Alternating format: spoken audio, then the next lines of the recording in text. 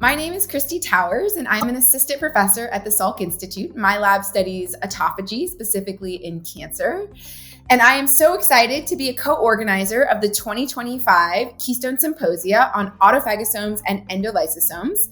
We will have a special emphasis on fundamental mechanisms as well as disease implications. Our meeting, we're so excited, will take place June 25th through the 28th at beautiful Whistler Mountain in British Columbia, Canada.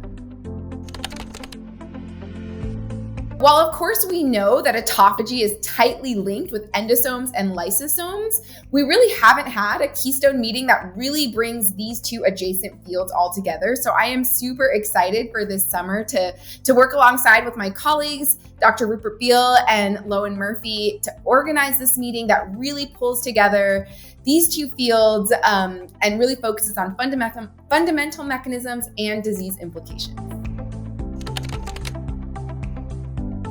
We have an amazing lineup of speakers. I'm super excited about our keynote from Dr. Anne Simonson from University of Oslo.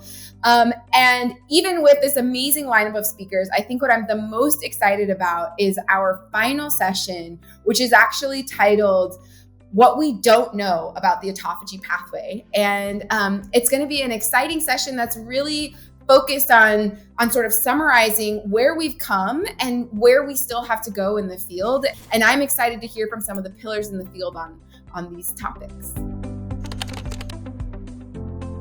I think we're going to have a really nice focus on fundamental mechanisms, a lot of structural biology and what we know about how that affects autophagosomes and endosomes and fusion with lysosomes. But we're also going to have a lot of really great sessions on the disease implications. And I think as we're moving forward and as we've gained a lot of this fundamental knowledge, it's now time to implement that knowledge into new therapies and new targets that we can use to treat in different diseases. So we're going to have sessions that focus on cancer and metabolism. We will also have sessions on neurodegeneration and infection and immunity and how we can leverage all the knowledge we've gained over the last several decades in these topics and really make an impact for patients.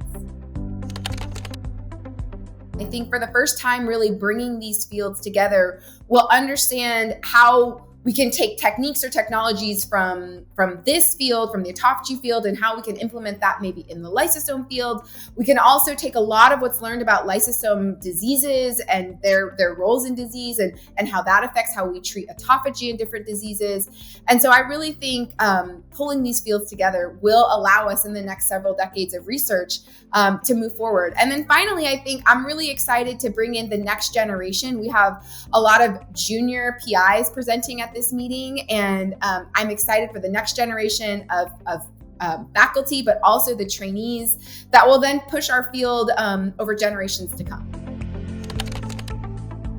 To all the trainees, we can't wait to see you at this meeting. We have a lot planned to support our trainees. In addition to poster sessions, we will also be including short talks as part of our scientific sessions. We will organize a workshop on late-breaking topics and workshops for our rising star young investigators in the field. So please get your abstracts in. March 27th is the deadline for abstracts to give a short talk. And if you happen to miss that, please don't miss the June 4th deadline, which is the last deadline to get an abstract in to give a poster. I am a huge fan of Keystone meetings. I've been going to them since I was a trainee. And actually, one of the sort of key pieces of information that I needed when I was a postdoc, I had this data that I was really confused about. And it was actually at a Keystone meeting when I was like a second or third year postdoc. And I saw a presentation and I was able to go up to the speaker, have a chance to chat with them and really understand the biology there. And that actually changed the direction of my science. Until this day, I work on some of those topics that I learned about at a Keystone meeting. And I just feel like the smaller format at Keystone, where you get to chat with the presenters, you have dinner, you have all your meals with them, it's really the perfect place to take pillars in the field, allow them to interact with the next generation of scientists, which pushes the fields forward. And I think at some of the larger meetings, while they can be great, they really don't facilitate that type of interaction. So it is my favorite kind of meeting. I am super excited. I can't wait to see all of our trainees there.